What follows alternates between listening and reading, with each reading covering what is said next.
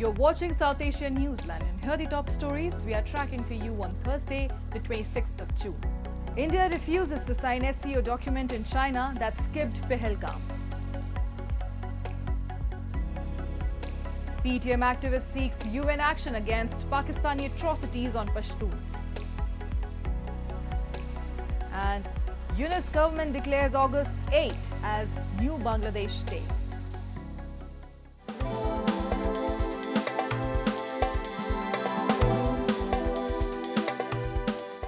And now for all the details. India has refused to sign a joint declaration at the meeting of SCO, the Shanghai Cooperation Organization in China on Thursday, which did not have any mention of the deadly Pahalgam terror attack, but mentioned incidents in Pakistan.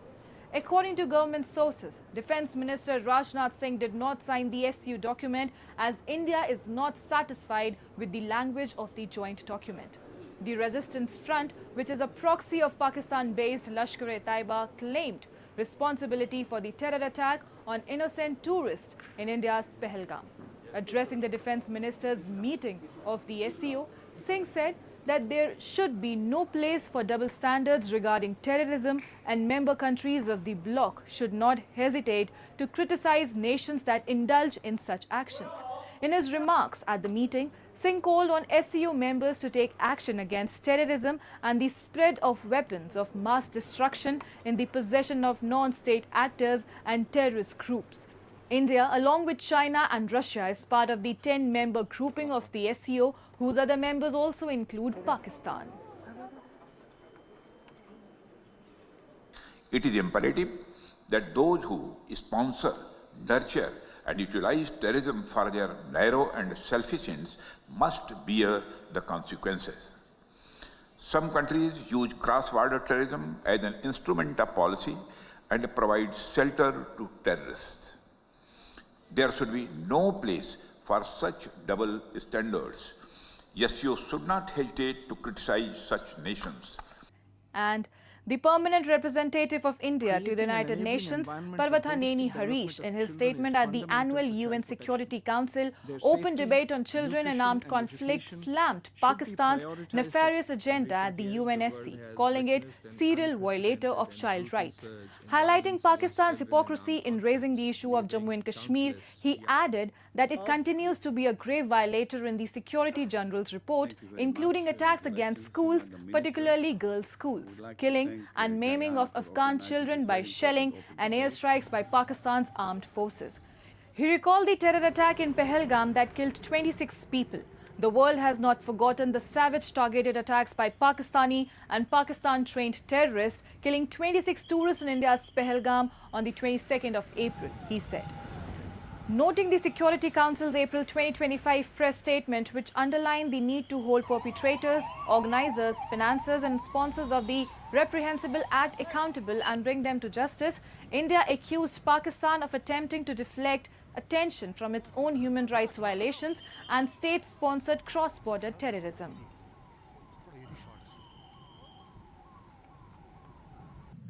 Pakistan is casting unwarranted aspersions over UN processes and also smearing India at various discussions to pursue their nefarious agenda. We reject this attempt by Pakistan to deflect attention from the atrocities committed against children in their country, as highlighted in the Secretary General's report, as well as their rampant cross-border terrorism. And a special flight carrying 272 Indian nationals and 3 Nepalese citizens stranded in conflict-hit Iran landed safely in New Delhi in the wee hours of Thursday, taking the total number of people evacuated under India's Operation Sindhu to 3,426. India launched the evacuation mission amidst the escalating conflict between Iran and Israel, which had gripped the region for the past couple of weeks before a ceasefire was agreed on Tuesday. The ceasefire brokered by US President Donald Trump between Iran and Israel appeared to be holding on Wednesday. Nepalese nationals who were on board the special flight thanked the Indian government for evacuating them from Iran. The Indian Air Force and Indian Embassy coordinated efforts alongside Nepal to ensure regional solidarity. Earlier on Wednesday, another special flight had brought 4 Nepalese citizens along with 296 Indians to New Delhi. बहुत इन्होंने किया, बहुत अच्छा किया, शुक्रिया अदा करना चाहता हूँ इंडियन गवर्नमेंट को, इंडियन एम्बेसी को, हर किसी को हर किसी लिए हेल्प किया है उसको शुक्रिया, दिल से शुक्रिया अदा करना चाहता हूँ। तेहरान में हालत कुछ दिनों के लिए बहुत ख़राब था, जैसे कि हर रोज़ रात को ये लोग अटैक करते थे ये सब। फिर उसके बाद हम लोग इंडियन एम्बेसी ने अरेंज किया मशहद के लिए, वहाँ पे सेफ था, होटल, ट्रांसपोर्टेशन, फ्लाइट, सब कुछ, तो बहुत अच्छा था। Fazlur Rahman Afridi, a prominent rights activist, has urged the UN to take strong action against Pakistan for atrocities against the Pashtuns.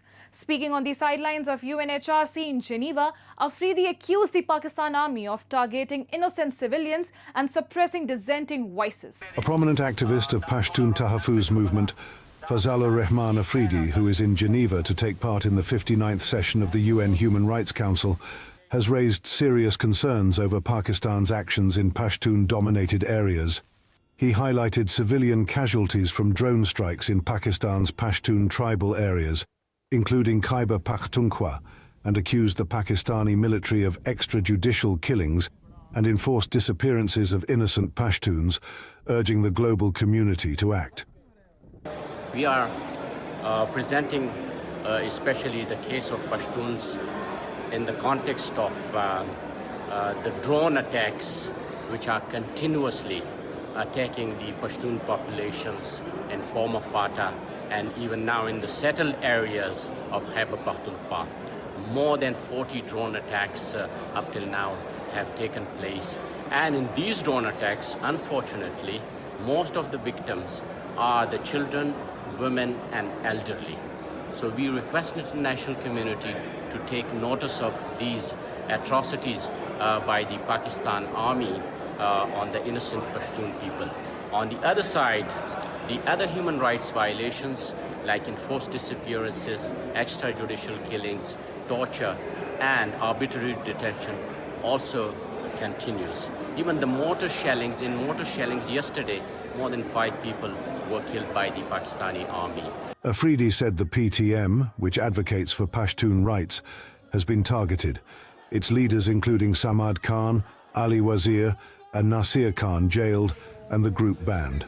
He also criticized Pakistan's talks with the TTP and alleged exploitation of Pashtun natural resources.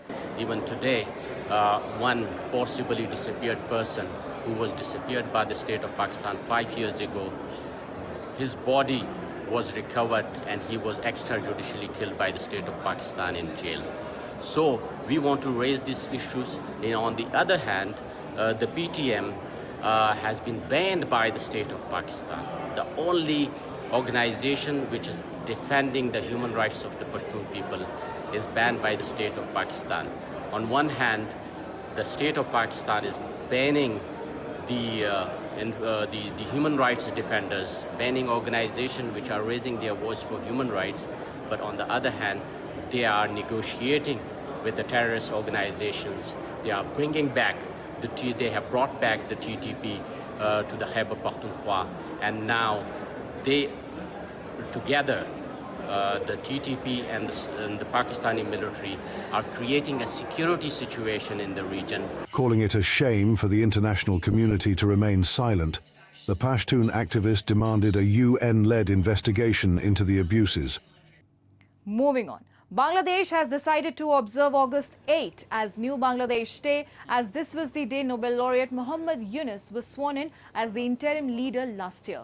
Former PM Sheikh Hasina's government fell on August 5 last year following the student-led uprising. 3 days on, Yunus was sworn in to lead the government as chief advisor. The interim government will now observe this date every year as New Bangladesh Day, a decision that has sparked intense reactions across the country. The General Administration Division of the Cabinet issued a notification announcing the decision, local media reported. Reports suggest July 16, the day when 5 people were killed in clashes between protesters and the police during the agitation last year, has been declared Shahid Abu Sayyid Day to honor the memory of the student by the same name. The notification states that all relevant ministries, divisions and agencies should appropriately observe these days each year. And a special court in Nepal has ordered the release of former Nepali Prime Minister Madhav Kumar Nepal on bail in the Patanjali land scam case. For the first time in the country's history, a former Prime Minister has been booked for corruption. In February 2010, Madhav Kumar had allegedly approved the purchase of 815 rupani of land in Banepa Kavre under the ceiling exemption for purposes including yoga centers, Ayurvedic institutes and the herbal industry. Madhav Kumar Nepal had waived the land ceiling law and allowed Patanjali to purchase land for a specified purpose, and then through another decision 2 months after permitted commercial sale of the land. This, the anti-graft agency said, caused huge loss to the state. The anti-graft body has asked the former premier to pay Rs 186 million for the loss. Moving on, the Axiom 4's launch sent out waves of inspiration and motivation, particularly among young science enthusiasts in India on Wednesday. After the launch, a student expressed her ambition to become a world contributor like her idol, astronaut and group captain Subhanshu Shukla. The Axiom 4 participation of Shukla, an Indian Air Force pilot, is seen by India's own space program as a kind of precursor to the debut crewed mission of its Gaganyaan orbital spacecraft planned for 2027. He's the first person in the ISS, the first Indian in the ISS. So it is really a great moment for us Indians. I think it is an inspiration for me. I really got motivated in this Vyomotsav program, and even I want to become something great and be a world contributor, just like Subhanshu Shukla. It's a problem for Indians, and it inspires me to become a space scientist. I've always love to read about sci-fis and all of the stuff, but this is inspiring for us as a student. The astronaut team lifted off from NASA's Kennedy Space Center in Florida at about 12 p.m. IST, beginning the latest mission organized by Texas-based startup Axiom Space in partnership with Elon Musk's rocket venture SpaceX. Very happy news, and it helps a lot for technology, and also you'll get to know a lot about space research and some experiments and all. Let us see. It is very happy to know about this. Yeah, it is very pride moment to our Indians and to us also. Very happy to know this news. And that's all in tonight's edition. We will see you same time tomorrow. Till then, good night.